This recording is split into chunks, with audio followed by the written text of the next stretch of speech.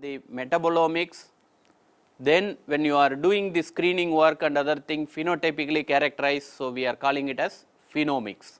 Okay. There are a lot of omics studies. In those omics studies, in insects also there are big steps are already taken. So, Kansas State University and their collaborators, they are able to do the sequencing of the genome. So, in the project called that is 5K project, insect 5K project. So, 5,000 insects are sequenced in a period of 10 years their projection.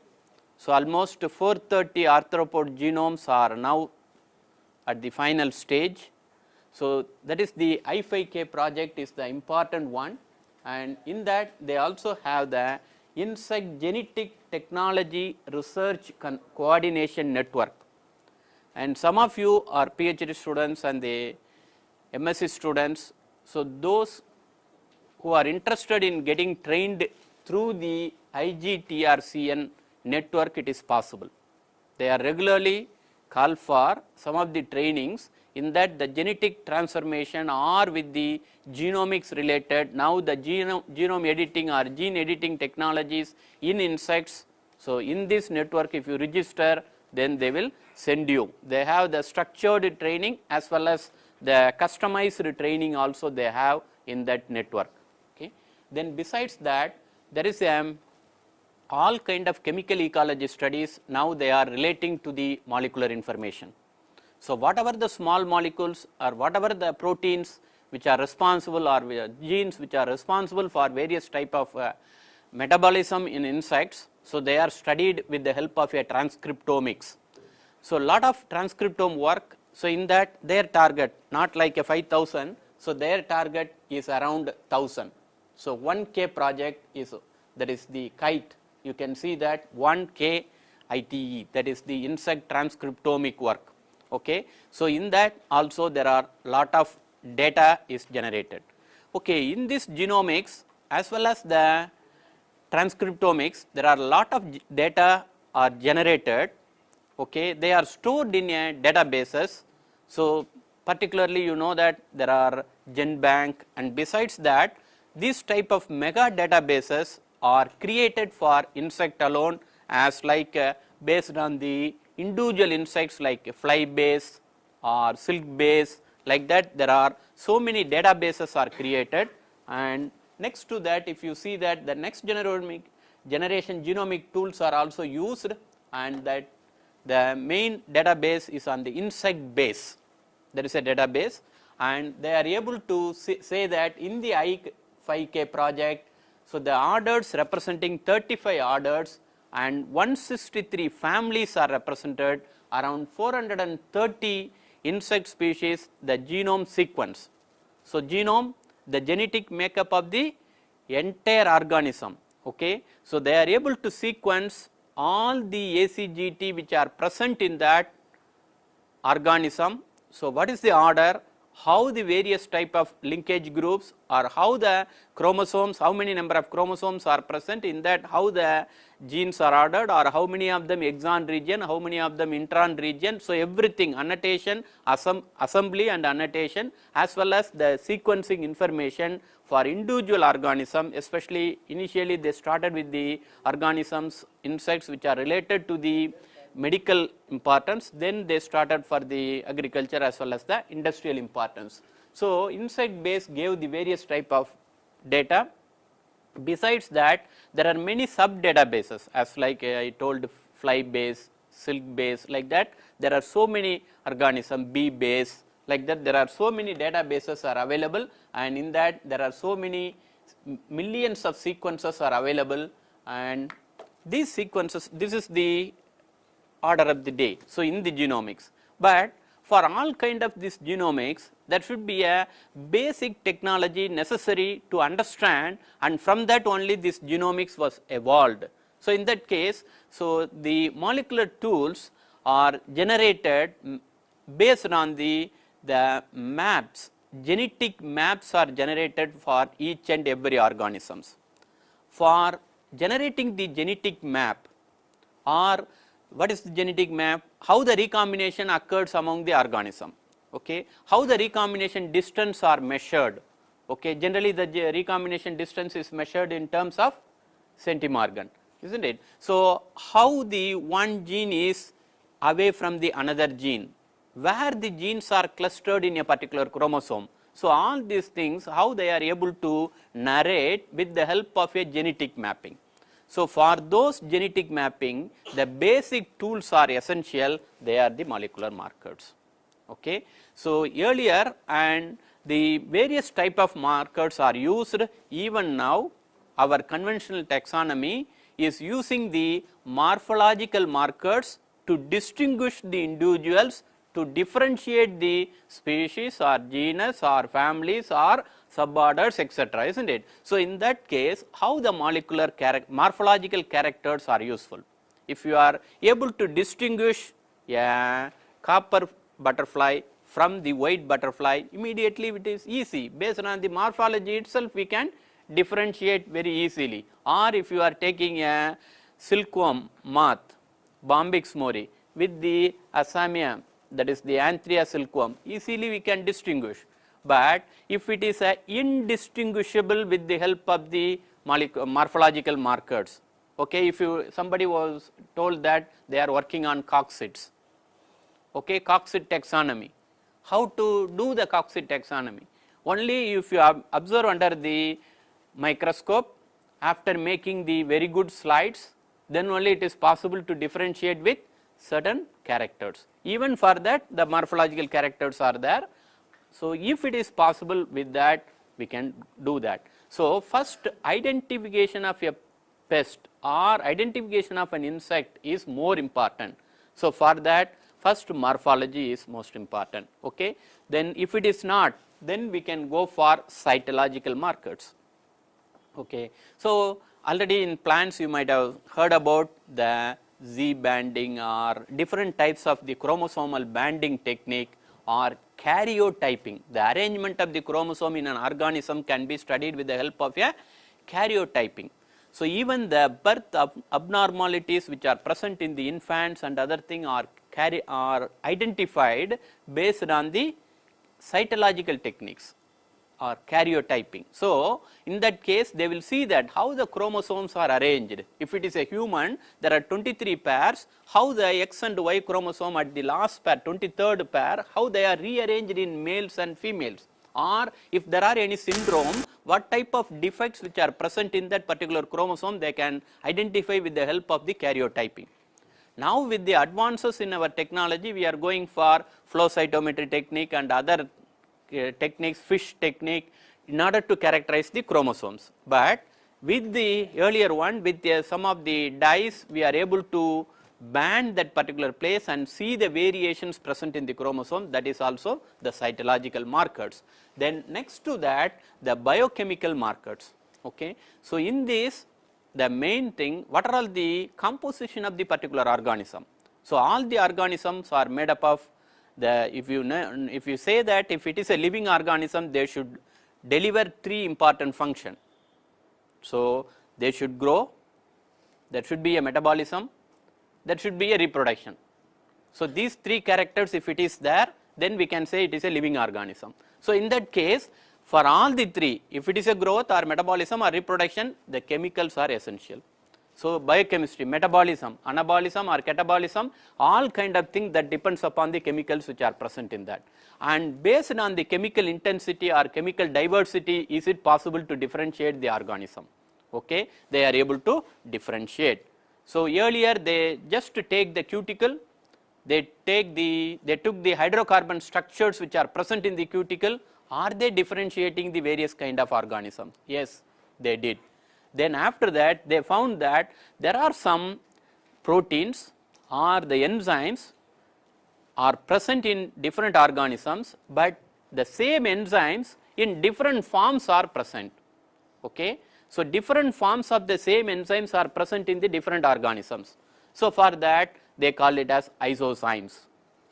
Okay. These isozymes, they are able to differentiate. Even if you take a very good classic paper in Philippine entomologist for differentiating our leaf folder complex in rice, Nephlocorus medinalis and patnalis, ruralis, like that. There are so many species, they are able to differentiate based on the isozyme markers. Okay. So, they did very good, and even in Bemisia tabaci, what now Dr. Subramani did, and we are saying in the globally there are 42, more than 42 now I think.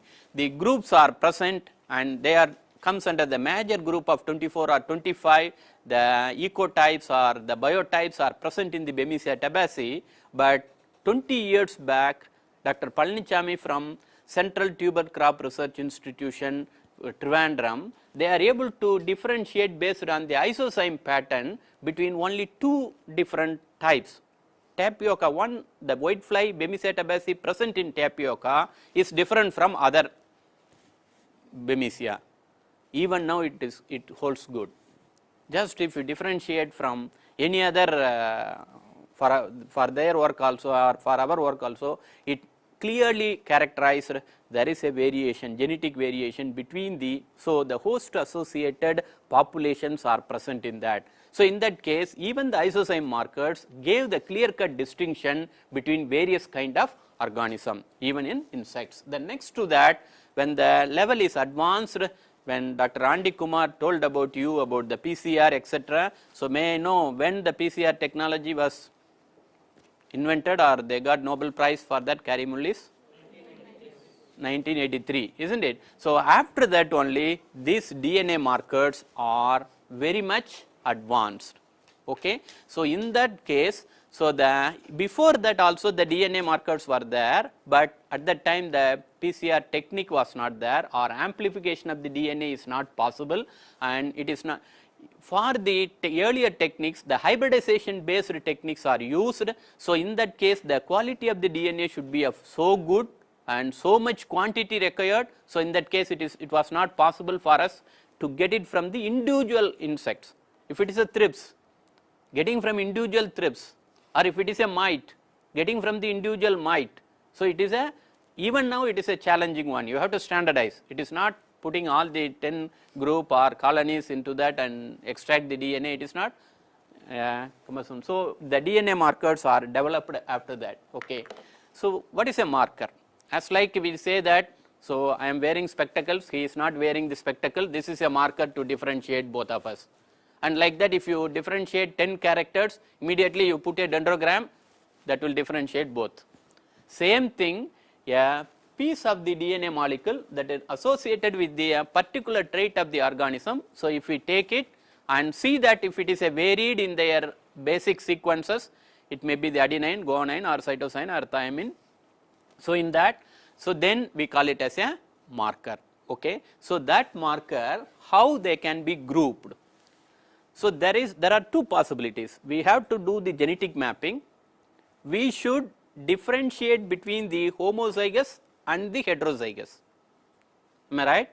So, the capital R, small r, they are all homozygous, and in between that the heterozygous is capital R, small r. So, if you want to differentiate these 2, capital R, small r, with the extremes of either recessive or the dominant one, you should have a marker. Okay.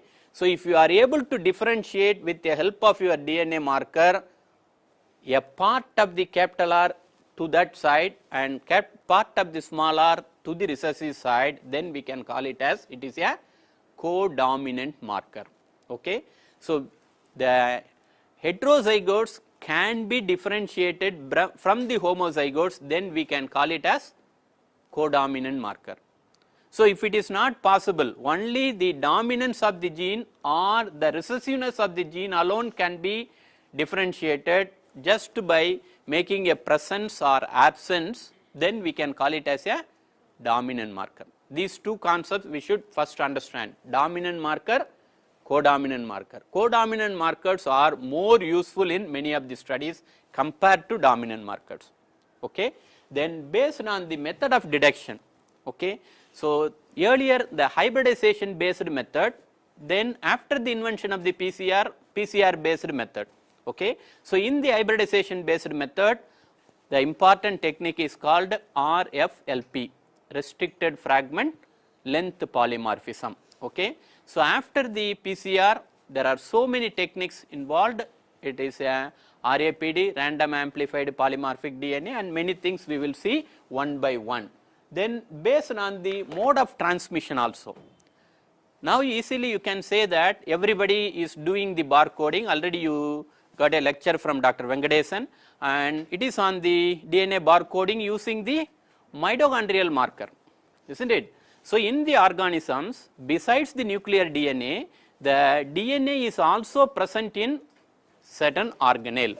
Okay. So those two organelles are very important. One is the mitochondria and chloroplast in plants. Okay. So in the mitochondrial DNA, so if you are taking a 658 base pairs and see the ATGC variation which are present in that particular region of COI1 or COX1, cytochrome oxidase gene 1, and it can differentiate very nicely in different orders, different families, different genus, and also up to species level it is possible to differentiate. So that is so that only it was used for DNA barcoding, not only for insects, it is for all the animal species it is used. But there is a challenge also, already Venkatesan told about that, isn't it? In some of the subfamilies, in some of the orders, it is very hard to amplify with the general primer like LCO, HCO primer, it is not at all possible. Okay? So in that case we have to design our own. Now the genomics field is very well advanced.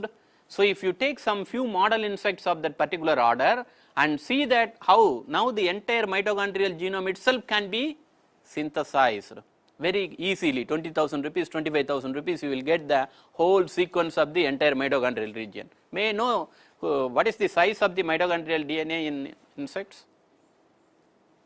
Anyone? Okay. So 16,000, around 16,000, okay, 16,000 base pairs. So these 16,000 base pairs very easily we can now sequence, okay. So if you compare it with the 10 to the power of 9 or 10 to the power of 11 number of sequences present in the nuclear genome, in the mitochondrial genome it is only just 16,000, in thousands, easily you can sequence. Now they are able to sequence the entire mitochondria and see the variation.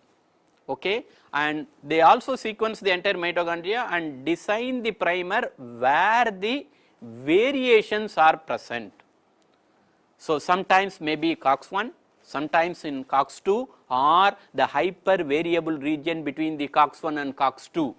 Okay, so or even you can go for tRNA region or wherever the sequence variation is there. So if it is possible to differentiate, you can use that. Okay, so in that case, so when we say that the extranuclear DNA markers, they are the mitochondrial markers extensively used, and those markers are maternally inherited. Okay, so that is the single parent. All right, it is maternally inherited.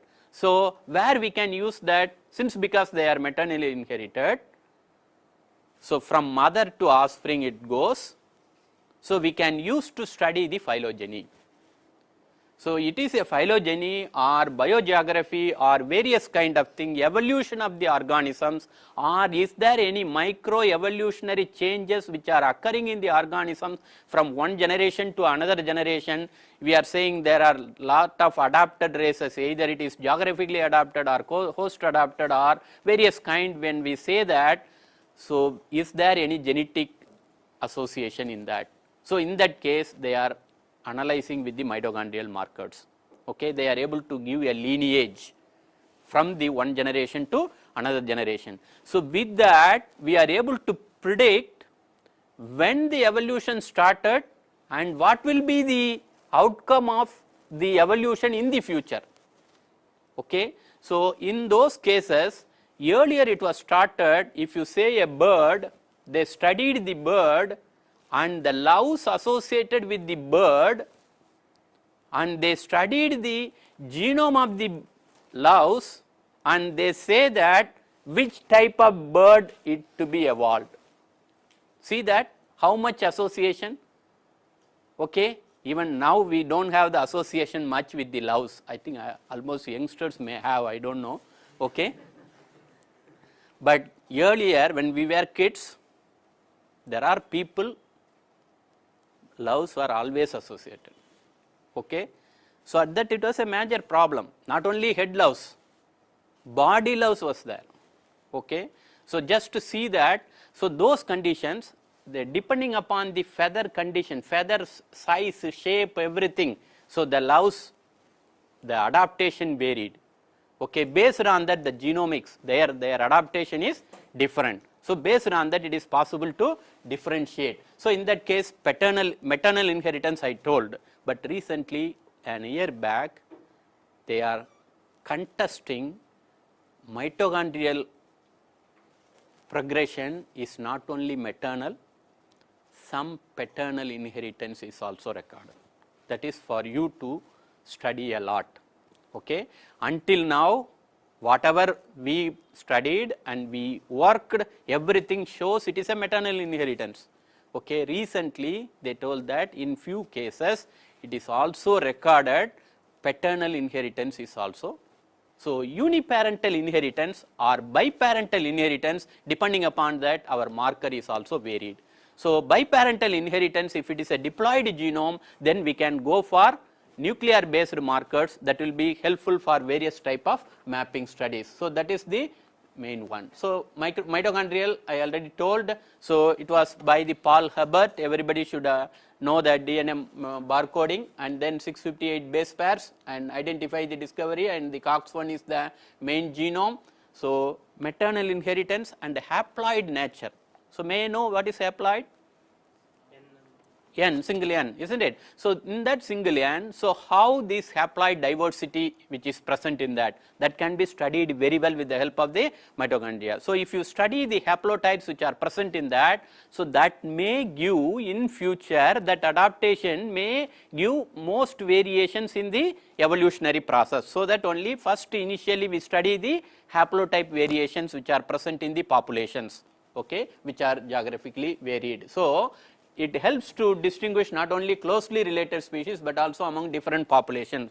But in most of the cases, intra-population variation studied with the help of the mitochondrial markers has to be substantiated with the nuclear markers, not only enough with the mitochondrial markers.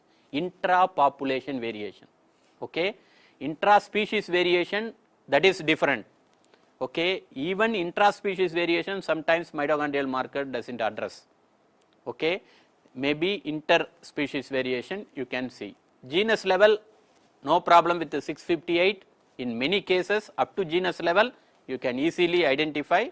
Even in that, the ant group and some other group, there was a problem. They are designing. Even Lepidoptera, there is some more primers are designed, not with the LCO, HCO, but they are able to identify with the help of the mitochondrial markers. Okay. Next, based on that, there are barcodes are generated, and whether if you are submitting to a thing, immediately there is a Ratnasinghe or something from one of the authors, they will take it from the GenBank and then they will put it in the BOLD database. You know, everybody knows about the BOLD database, barcode of life database, and they will cure your data and see that whether if it fits well, then they will put it in the barcode. In that, they clustering them and put it in a bin, different bins. So, there are so many animals are characterized, 210,000 animals are able to be characterized with the help of the species, then plant species, but it is very hard to do in plant species using this mitochondrial DNA.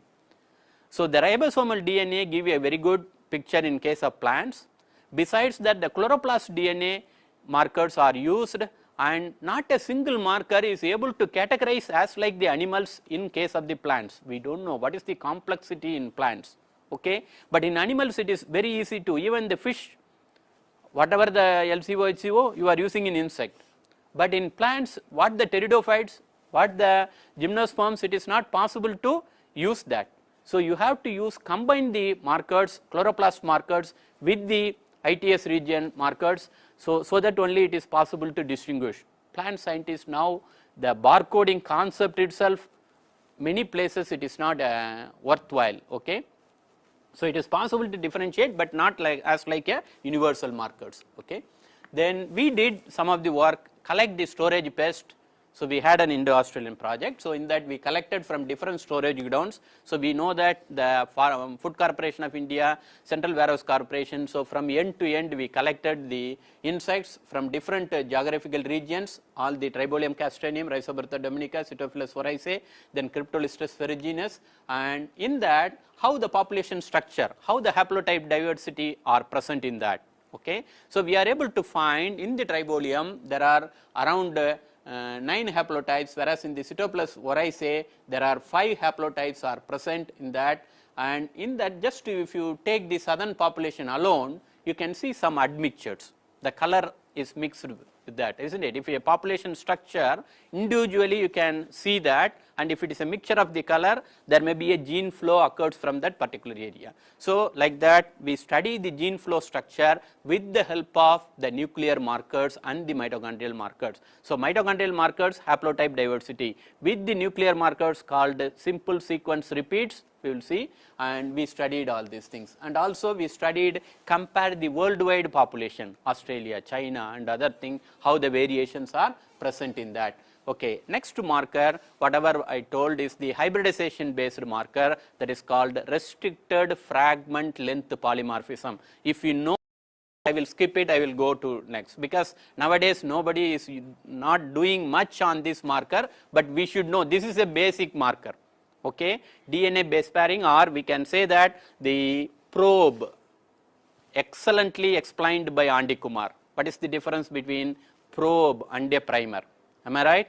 You recall that. Okay. So just to see that the probe is used in this type of hybridization marker, whereas in the case of the PCR based markers you are using the primer. Is it a single primer or 2 primers? Whereas here it is a probe, a short segment of the DNA is used. How we are just to take your DNA, it is a double stranded, we are restrict them, restriction enzymes are used, you are cutting them and then denaturing them, you are adding a probe. So depending upon the complementary sequences which are present in your probe and the DNA, it will go and base bind. So that binding can be assessed with the help of various type of dyes. It may be a fluorescent dye or it may be a radioisotopes. Lot of people use radioisotopes. P32 is the common radioisotope used. So everybody know about the southern blotting. So RFLP is completely using the southern blotting. Okay. So in that the genomic DNA you are taking, restriction enzyme you are using, restrict them, and then you make the strands separate, you add the probe of the gene of interest or whatever it requires depending upon the experiment, and then the probes are labeled with the P32, so that wherever the binding occurs, wherever the hybridization occurs, so you can take it autoradiogram and then see that, visualize as like X-ray technique. Okay. So this is the whole diagram, RFLP. Okay. And it is a very important technique. Okay. So if you are doing today, so in my postdoc every day I did 6 RFLP. Okay. So every day I label with the P32 and then I will see for the signal. Sometimes I am very lucky, within 2 days I will get the signal. Okay, we will get the develop the film. Otherwise we have to wait for 1 week or we have to wait for 15 days. Very low signals in some of the plants. Okay, it is very hard. So these type of thing, and besides that it is also, you know that radioisotopes, we have to be very careful in handling the radioisotope. After that, instead of using the radioisotope, is that any other approach can be used for studying the RFLP. So in that case they are able to go for some of the dyes like desoxygenin or biotin, so labeled. So non-radioactive labeling, that also they are tried. Okay, that also worked. Even now the southern blotting is done with the non-radioactive approach also. Okay. So the next to that, so with this restricted fragment, is there any possible to develop especially RFLP is a codominant marker. Okay, and you need a very pure quality of DNA. Okay, otherwise there is no hybridization will occur. Okay, very pure quality DNA. So, what is the DNA method used for isolation of the DNA from insects? CTAB method. CTAB method is very good for most of the insects you will get, but even in that you have to slightly modify if you are going to do the RFLP procedure. Very good quality DNA is necessary. 1000 nanogram per microliter is necessary. Okay, and you will need a DNA in micrograms, not in nanograms. Whereas in the PCR you are using only 50 nanogram. 2 microliters of 25 nanogram you are adding in the PCR mixture, you are amplifying it. Even in picogram we can amplify and then come to the amplification. But here you need in micrograms. Okay, then only the restriction digestion is possible, then you label with the probe can be hybridized. So, in that case if you are able to get it, and in that cut fragments, you know that there are 4 base pair cutter, 6 base pair cutter, all the isomers, everything you have studied. Okay. Then next to that, when you are coming for the cut ended fragments, so if in the fragments, okay, in the cut fragments, is there any variation in the sequence? For that variation, is there any possibility to design the primer? And if you design the primer, that is the CAPS marker. And that variation where the restriction site, if it is present or absent, you are cutting the fragment, in one case the restriction site is present, in another case if the restriction site is absent, you are designing a primer accordingly, or you can say that you are designing a restriction enzyme accordingly which cuts one side, which does not cut another side. So, in that case what will happen? So, when you are adding the restriction enzyme with the RFLP fragment, you are able to see either cutting or not cutting. Okay. So, if it is not, then maybe it is related to a particular trait. So, like that many CAPS marker. So, it is a cleaved amplified polymorphic. Amplicon you already have because you cut the DNA. Okay. That is the RFLP restricted one. So, in that you are seeing the restriction sites are that you have to see that starting from the EcoR1, KPN1 or ZABA1. So, you have to diversely verify which restriction enzyme has the variation. Okay. So, even that can be now possible to do with virtually, not with the every experiment you have to do. So, if you know the sequence, put it in a software, then say that where all restriction sites are available. So, if it is differentiating that restriction sites, then we can develop the CAPS marker. This is one of the important marker. Okay. We can use it for your customized way. So, that can be easy. Okay. So, this is the codominant marker. So, as like RFLP, this is also a codominant, location specific, gene specific, and we can use it for various types and various places we can do. So, only we have to do that, sequence the RFLP probe, that is the, then design the primers to amplify that particular fragment, then targeting the introns, then PCR product is cloned, sequenced, based on the sequence whether the restriction site is present or not, you can screen and then you can do it with the ordinary agarose gel. Okay. Then the second marker, I think hybridization, that is the one. So, now also everybody is doing, if you want to characterize the transgenic plants, whether is it a single copy or a multiple copy, then you have to go for southern blotting, where the probe is used, same. Okay. So, we have to use either P32 or non-radioactive depending upon the place it is. Okay. Then second second marker is the random amplified polymorphic DNA. Okay. So, it is an universal, a newborn baby can do the experiment with the RAPD markers. Okay. So, anybody, those who are attending the training or not attending the training, so if you know the PCR method, you can do it the RAPD method. Okay. We all learnt only RAPD. RAPD itself, the instructor will show that you form a semicircle, I will add the RAPD primer, and this came from USA, Opron company, and so just they will show the tube, okay, that Opron company, it is a 10-mer primer. Okay. So, now it is possible, at the time everybody import from Opron company, now everybody is synthesizing. Okay. It is easy, any combination of 10 mer you can synthesize. Okay, so even that company become OPA series, OPB series, like that, Opron A2, then they get to AA series, AB series, like that, go on, made lot of things. Okay, this random amplification, what is that?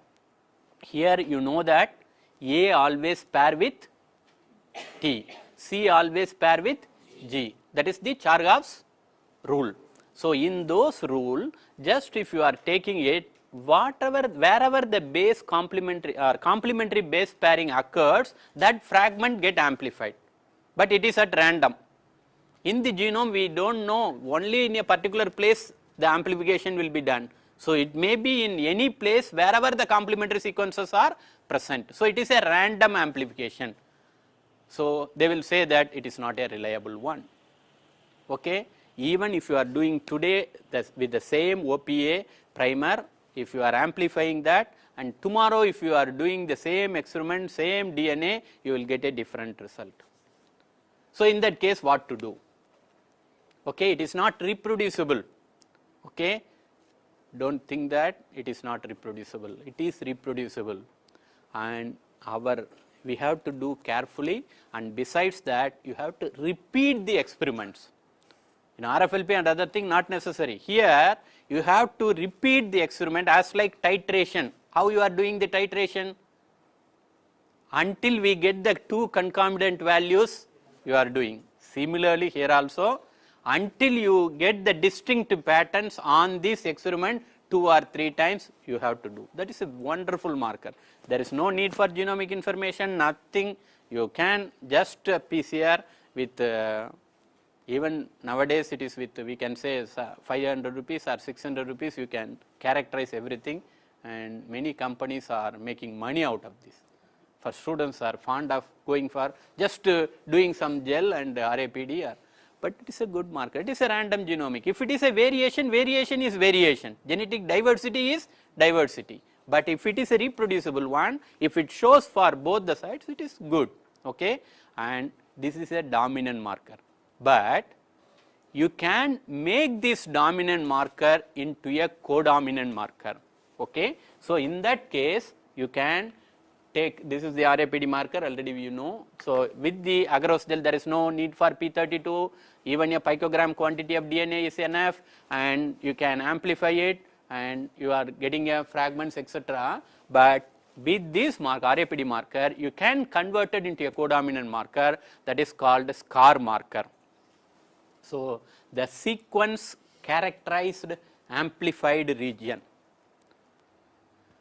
So you are doing the RAPD marker. Take for example an entomological example. You have the resistant plant, a susceptible plant. You are saying that, so this is the resistant lines, these are all the susceptible lines. You are extracting the DNA of this and DNA of this. You are verifying with the help of a RAPD marker. They will say that this is a resistant bulk, this is a susceptible bulk. You see the variation in the RAPD, and that variation you cut that fragment, sequence them, then you design the primer based on the sequence, then we can say that sequence characterized amplified region. Okay, so that is a codominant. So that is a very specific. So it was used for many type of marker studies where the bulk segregation analysis, where the genes are controlled by single gene. That is the single gene monogenic inheritance of the resistant traits are studied with the help of the RAPD markers. Starting from the Gallmage, you can see the BPH, a lot of papers with RAPD markers, they converted into SCAR marker. We also did for the yellow stem borer, then leaf folder, etc. The associated traits, many traits also, we are able to do it with that. So main thing here it is, first we have to identify the differential fragment in the RAPD. Then you have to elute it, clone it, sequence it, design a primer. In RAPD, there is only a single primer, because it is a random primer, both in forward orientation and in the reverse orientation, the same will go and bind. There is no need for forward primer to add or reverse primer. It is a random primer, 110 oligomer. Okay, so it is used. So here SCAR you are making into a sequence characterized. So, you are designing a primer, you can use it. So, this is a very good technique, as like RFLP to CAPS, RAPD to SCAR. Okay. So, this everybody should know. Okay. Next to that, I think the title is not there. Okay. So, this is a SSR marker or microsatellites. Okay. Microsatellites. So, everybody knew about the assassination of our earlier Prime Minister Rajiv Gandhi, isn't it? So, they have identified the culprit based on the DNA fingerprinting at Center for DNA Fingerprinting and CCMB, Center for Cellular and Molecular Biology, Hyderabad. At that time there was no CDFD. Now they have the Center for DNA Fingerprinting and Diagnostics. So, earlier it was not there. So, Center for Cellular and Molecular Biology, so they are able to get the culprits of all the LTT, I think 7 or 5 people, and they are able to see the match the DNA which is present in the Sriperumbudur, the sites which the clots, blood clots, and they are able to say that, I think his name is Sivarasan, am I right? Anybody knew? Sivarasan. Okay, that person was found guilty based on the DNA, this VNTR, variable number of tandem repeats. Anybody knew about the earlier director of CCMB called Laljit Singh, Dr. Laljit Singh. Okay.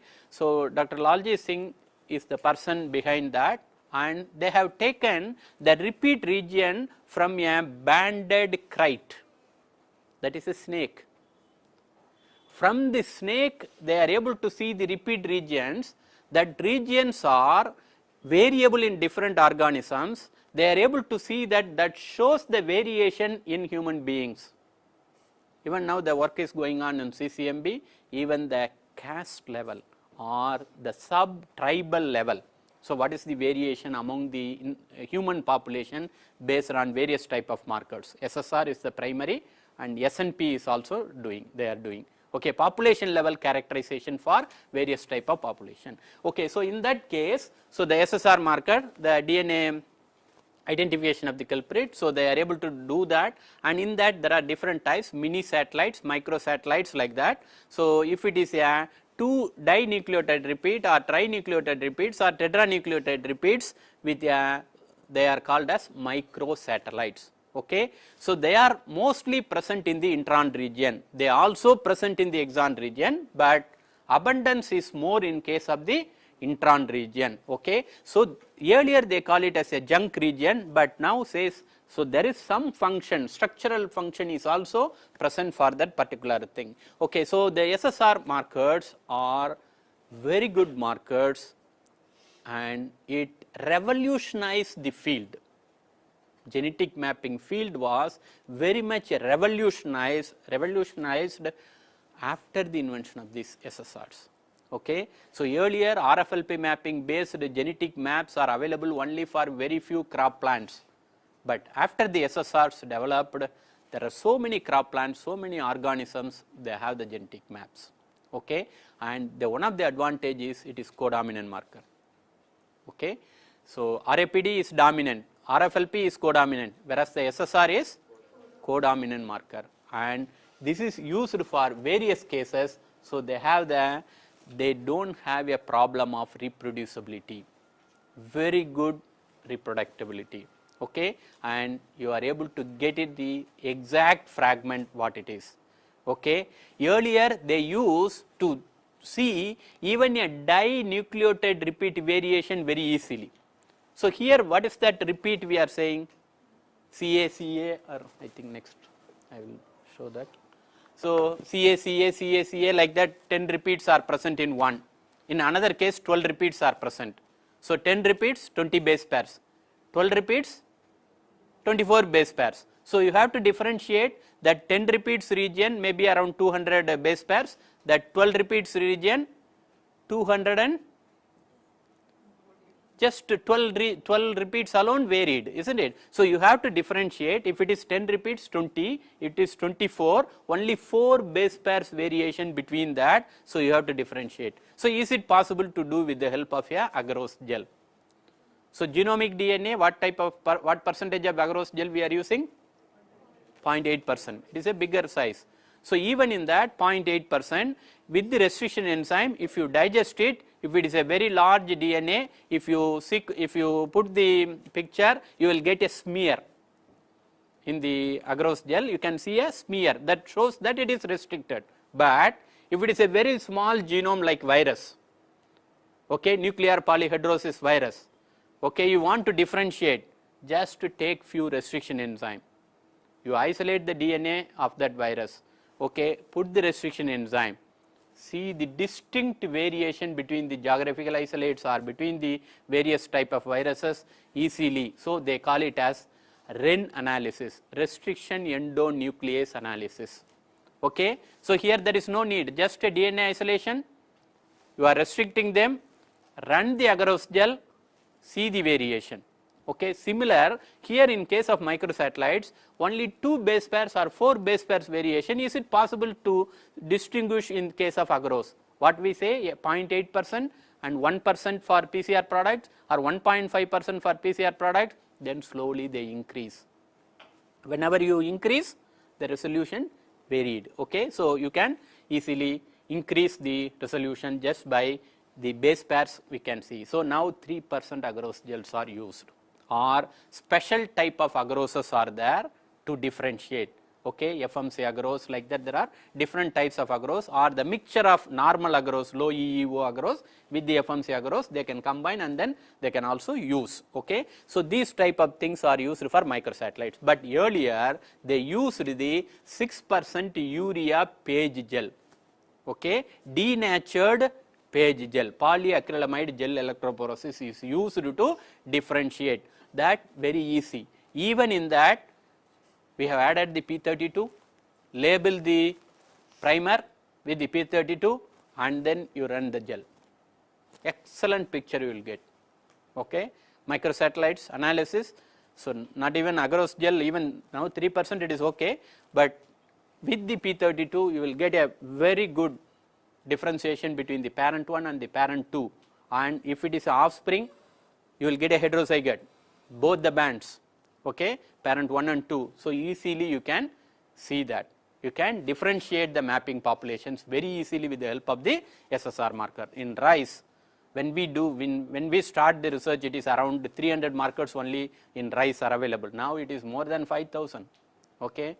Susan McCouch lab or Grameen lab, if you just see that there are so much of markers, like that in insects also. When we start, I got a first project from ICR on characterization of biotype characterization for BPH, okay, only RAPD markers. I was very much fascinated to see that, and one person from IRI, she came, hey, why don't you develop the SSR marker? At that time we don't know how to develop the SSR marker, okay, it is somewhat tedious, it was at that time. Okay. Now it is very easy, sequence based, easily we can do that, but she did. After that she developed some, Yolanda Chen, she developed some SSR markers for BPH, then we verified that in our Indian populations. So, like that. So, the SSR markers are very good, and the SSR database is maintained at Center for DNA Fingerprinting and Diagnostic, Hyderabad. So, in SAT-DB, okay, in SAT-DB, and also you can go to the website of Molecular Ecology Resources, okay, and there are a lot of markers and their primers are present. Okay.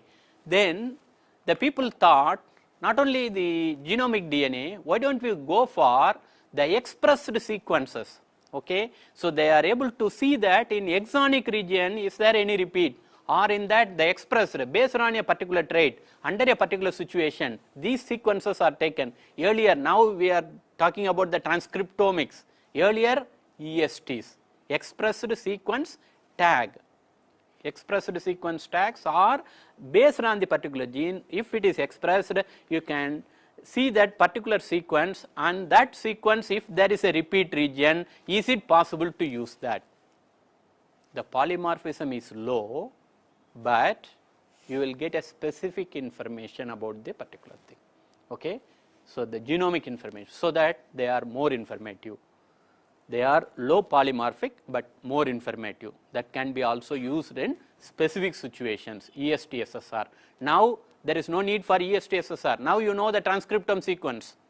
Okay. If the transcriptome sequence are available, you can design the SSR primers based on that sequence, and then you can analyze the results. As like a genomic sequence, same thing can be done with the transcriptome sequence. Okay. So the next level of marker is the ISSR, okay, inter-simple sequence repeats. Okay. So they have found, okay, so this is a repeat region one place, this is a repeat region another place. Between these two microsatellites, in between region, if there is a polymorphism, is it possible to differentiate our gene of interest or whatever our samples based on that. So based on that they developed the ISSR, but they are not specific. Okay. So they are the dominant marker, they are not codominant marker. Okay. And in this case ISSR, we can ask like RAPD, it is a random one. So in between the repeat region they have seen the base pairing and they design the primer, and they are able to say that okay, this region can be amplified and you can see the variations present in that region, but it is more informative than RAPD. Okay. So RAPD also you will get a variation, but this is more variation, you can see it in case of ISSR. So Canada, there is a university called the University of British Columbia. Okay. So they developed the first one, a set of primers which can amplify in most of the genomes in the region in between the repeats. So they called UBC primers for ISSR. So only 5 or 6 primers, everybody from as like Kashmir to Kanyakumari, from the Atlanta to New Zealand, everybody use those UBC primers and see that in most of the organisms what are the variations present. Now you can also design those ISSRs and then see that. Okay, you want to see the genetic variation, we can see it. So for that purpose this ISSR is also a good one. Now genomic information not necessary, nothing. Only you have the organism, you want to study the genetic diversity, you take the ISSR primer, see run it in agarose gel or in page gel. If you run that, you will get a very good picture. Okay. Then next one is the amplified fragment length polymorphism, AFLP. This is a very excellent technology. This was patented by a company, okay, called KeyGene, and here the combination of RFLP and the PCR method. Okay. So you are restricting the enzyme, restricting the DNA with the restriction enzyme, then you are using a specific primer. Before that a general adapter is used, after that adapter the specific amplification is done, so that you are combining advantage of both RFLP as well as the RAPD. So you are getting the amplified fragment length polymorphism. Okay, you already restricted them, that fragment alone you are specifically amplifying and see the polymorphism. So the first one, restriction endonuclease, enzymes are used, then adapters are used, ligation is done, and the amplified fragments are done with the gel. So this is the diagrammatic representation. You can see that the first DNA, they are restricted with the EcoR1, MSC1, or there are different types of restriction combinations you can do. 64 restriction enzyme combinations you can do it with the help of that, and next to that you can go for the pre-selective amplification with the adapter, then with the selective amplification with that, and it is possible. Okay.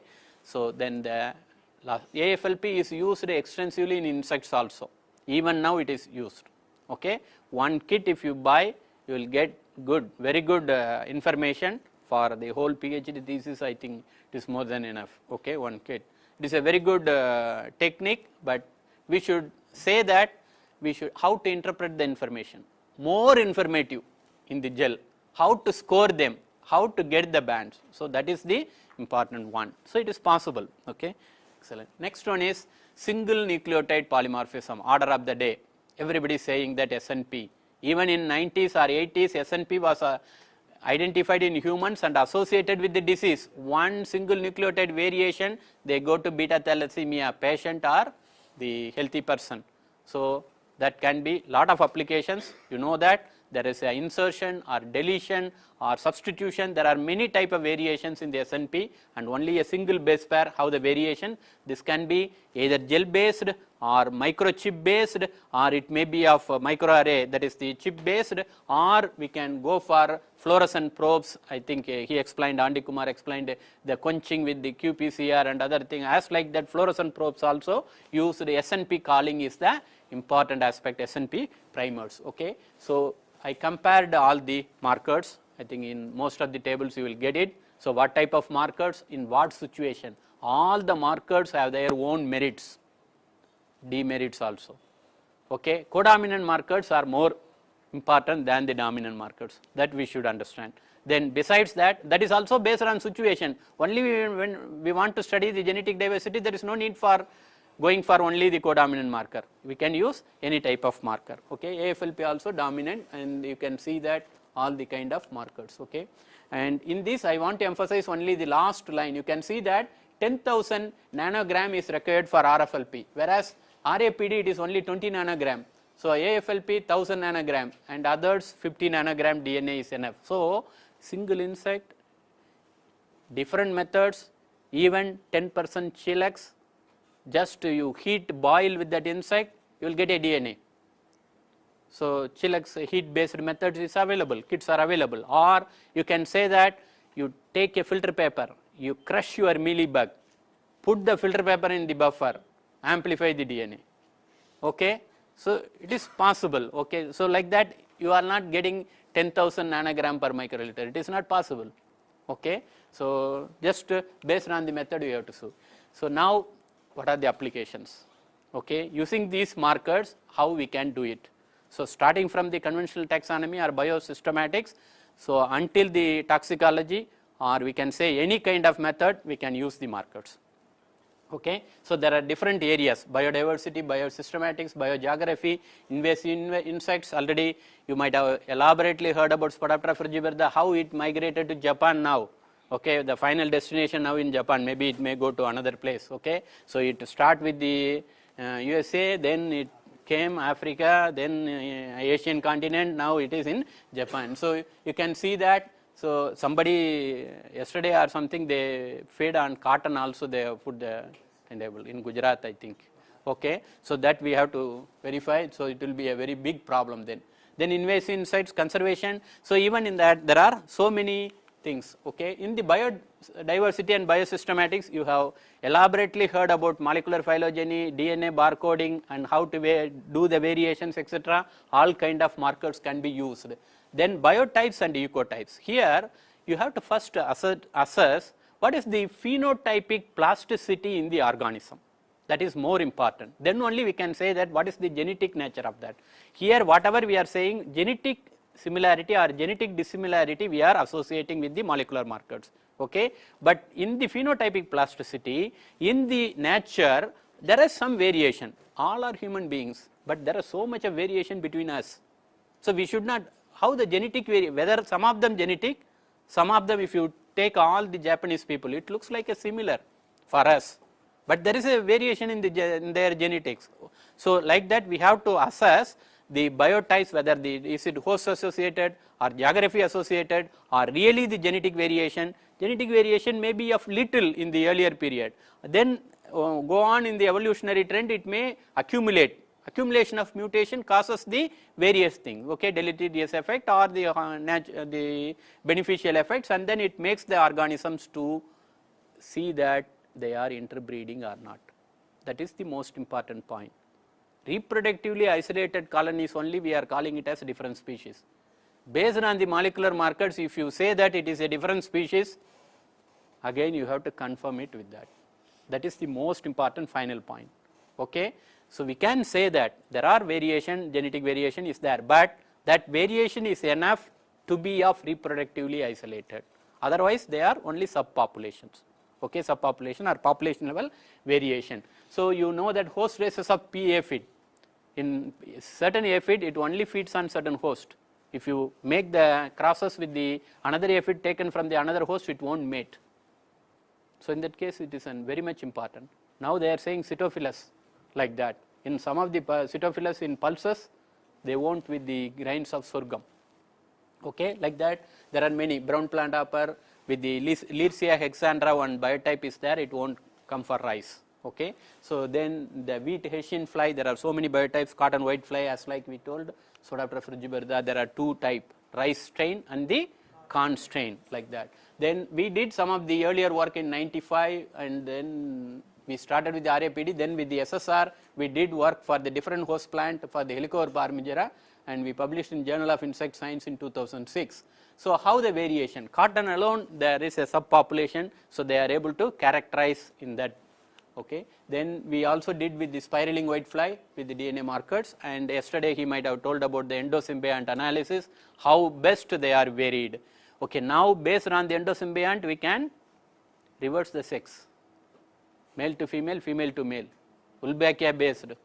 Okay. In mosquito now they are practically doing, they want to test those transgenic. Okay. So now they are, we studied about the sterile insect release, but now based on the molecular pattern they are made the insects into sterile. Earlier RIDL technology, but now genome engineering technology, gene edited technology, they are able to say that it is possible. So endosymbionts play a very big role. Whatever the diversity you are studying, sometimes maybe of our body is having more DNA of bacteria than our DNA. Okay, that is the normal. Similar thing in all organisms, we have to be careful. Okay, we studied the genetic diversity of the honeybees also from Apis, except Apis mellifera. We native bees, everything we took, we collected in 8 states in the first phase and 7 states in another phase. So we are able to do it from different location feral bees. Then we found that there are a lot of variations between the Apis cerana population, Apis dorsata population and Apis florea population, and in that we are able to find out the haplotypes. 49 haplotypes are in India for Apis florea, okay, and cerana 94 and Apis dorsata 113. Okay. Even in some of the, this is only accepting the northeast region, this phase we included the northeast also, we are getting more haplotypes. Okay. And based on this, so we are able to see that how the plateau, that is the central plateau in India, the population is different from northeast or from the Kashmir valley. Okay. So how the gene flow occurs in those populations. Okay. So in some of them it is an excellent. Okay. Dorsata, how it moves, we don't know. Okay. How much distance, the Tamil Nadu population is mixed with some of the populations from Assam, we don't know. Earlier, now we are tracing the record, they migrated the colonies from one region to another region. Okay. And Serana also like that, so maybe. So we also published, this book is available, monograph on morphometry and phylogeography of honeybees and stringless bees in India, and this is the first phase, and the second phase also now we are preparing.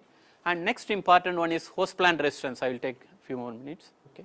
And this is an important field. Host plant resistance is a entomologists should involve ourselves, because pathologists, the pathogen association was very much studied. What are the races, what are the things ever, but entomologists, we should see that how the variation, how the interaction between the plant and insect is more important. We are telling that this plant is resistant, this plant is susceptible. What is the basis for resistance? What we studied is antibiosis, antigenosis and tolerance. And besides that, we know that immediately we will say that it is a phenol, orthodihydroxyphenol or OD phenols are responsible, and we will see the carbohydrate or fat or something differentiate, but we should understand how best the chemical profile or how best the trichome density or how best the chemicals which are present in the trichomes are related to the host plant resistance. Okay. So all are more important, and we should study with the help of the markers. In that, if we study that and if we characterize, and based on that it is possible to say the marker assisted selection. Okay. So if we have that particular character, then only it is possible to associate.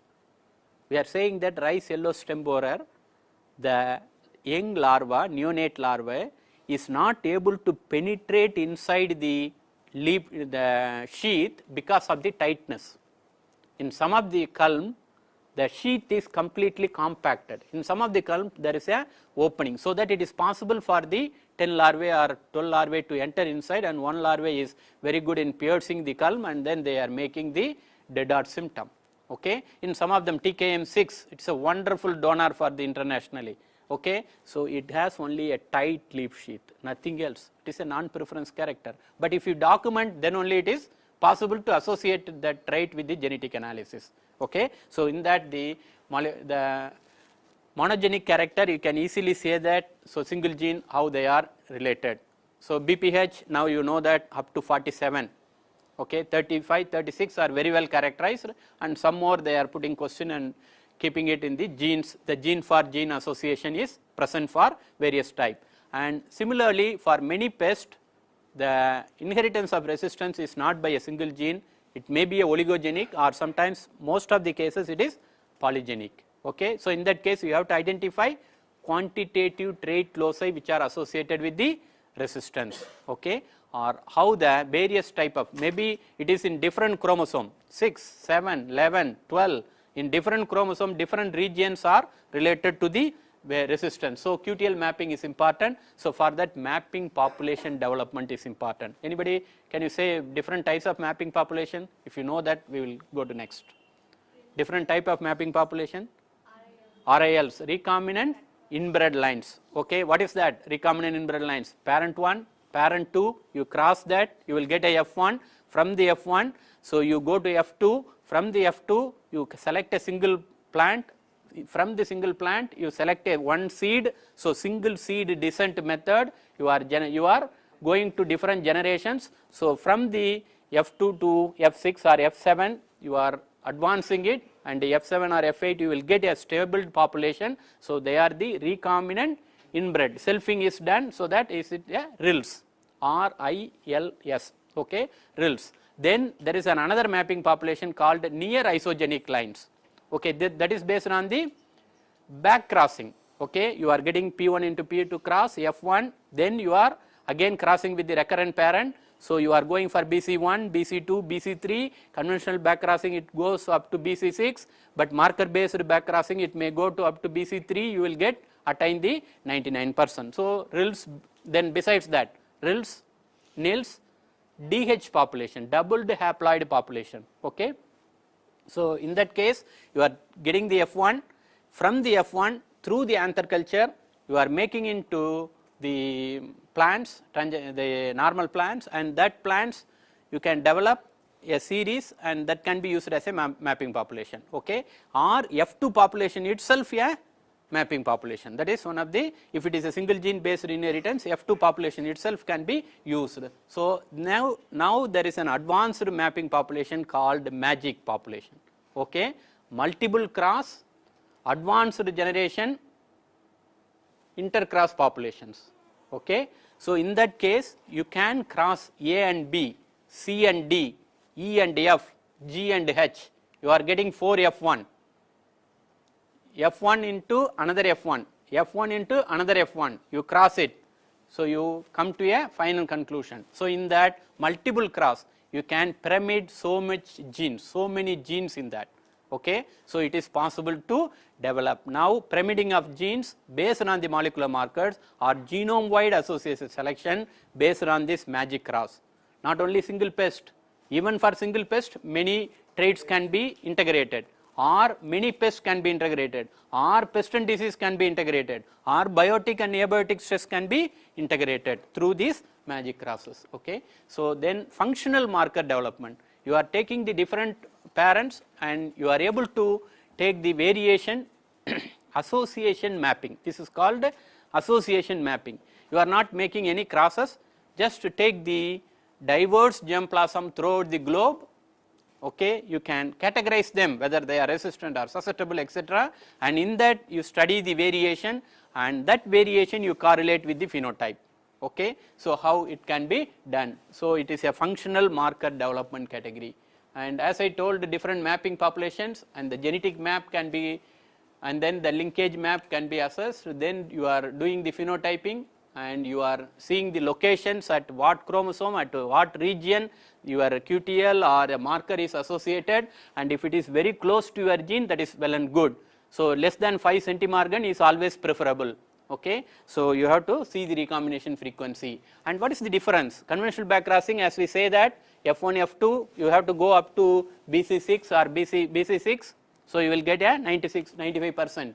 And but now the marker assisted backcrossing, you are doing the two type of selection. One is called foreground selection, another one is called background selection. Foreground selection is for the gene, whether is it integrated. Then for the unwanted traits, whether they are going from the donor parent, can be avoided, okay, by seeing that how much introgression of the your recurrent parent is present in the population. So based on that, they are able to develop the population to avoid the linkage drag, and the markers can be used to minimize the amount of donor chromosome. You are seeing the recombinant selection, that is for the specific traits, and the second one is the background selection. So you want to develop a variety, Pusa basmati 370, or you can say that any one variety, IRA variety, is I think it's spread in 4 or 5 states. What is that rice variety? AK Singh variety, Dr. AK Singh variety. Huh? 1121, and you want to introgress some character in that. So, but all characters of 1121 should be there, and your resistance character alone should be. So, for that background selection is more important. Okay, accelerate the recovery of the recurrent genome, and you can save 2 to 3 or 4 backcross. So it may be sometimes 2 years we can save, okay, 4 backcross, etc. So depending upon the crop. Okay, so the theoretical background, if you just see that BC6 you will obtain 99.2 in case of the conventional one, whereas BC3 itself you are able to get the same thing. Just you can see this graph, it shows a very good knowledge about the selection using the marker. BC1 and BC3 you can see that almost nearing the 100% if you are using the marker, and without markers you are not able to get that much precision. Then now they have gone for genome wide selection. This is marker based. Then genomic sequence information is itself available. So whether the genome associated, genome wide association studies, so GWAS, GWAS, okay. So they are able to do that for the QTL mapping using the SNPs, and as like that entomologists are also doing mapping studies, genetic mapping in BPH, okay. They have developed, as I told, RAPD marker, then SSR marker, now SNP marker, okay. So all are available, that they are able to trade the insecticide resistance and virulence to the resistance in rice varieties. There is a variation, you know, that the host plant differentials for different biotypes of BPH. They are able to characterize that using the genomics area, okay. And then meta barcoding, now metagenome analysis for all organisms, insects associated with so much microbes, so that is more important. And as like what we say that, what is this marker? CAPS marker, okay, used to differentiate insecticide resistance. So this is for phosphine resistance, already might have they might have told. So you can see that in the uncut band in the 368 base pairs, whereas if it is restricted you will get a 2 band, and also you can see the heterozygous alleles also here in this, okay. Easily you can differentiate with the resistant and susceptible, okay. And based on that you are able to say that whether the genotypes are resistant or susceptible, or the heterozygote is present, or based on that we can say 89% of the organisms or the insects having the R allele. So based on that we can characterize various things. So this is about. So next we have talked about more than an hour about this type of markers, but now the sequence itself, information itself available. Okay, there are different platforms, next generation sequencing, whether is it a Illumina platform or PacBio platform, there are so many platforms. The complete sequence itself for 430 organisms of arthropods are available. So from that, how to get the related information, how to get the markers, we can design the markers, okay. So the bioinformatic analysis is more important. From the available information, directly we can go for that, do the analysis, design the primer, not waiting for anything. So you can test verify in our population, okay. So that is also, so the bioinformatics or big data analytics is a big field now, okay. Everybody is talking, what is big data? You take the chromosomes of BPH, so much of chromosomes, so much of data, and you just calculate how much nucleotide pairs are present in that, nucleotides are present, and how the variations are present, and if you see that, it is a big data. It is not possible to test it with your laptop. Okay, necessarily you have to go for some of the, not supercomputer, at least we have to get it for some backup facility with a big one. Okay, so any lab we can do, and now it is a multidisciplinary collaborative research is more important, and we should always involve with others. In isolation we can't do much. Okay, so based on that we will do wonders, and thank you very much for giving me this opportunity. Okay.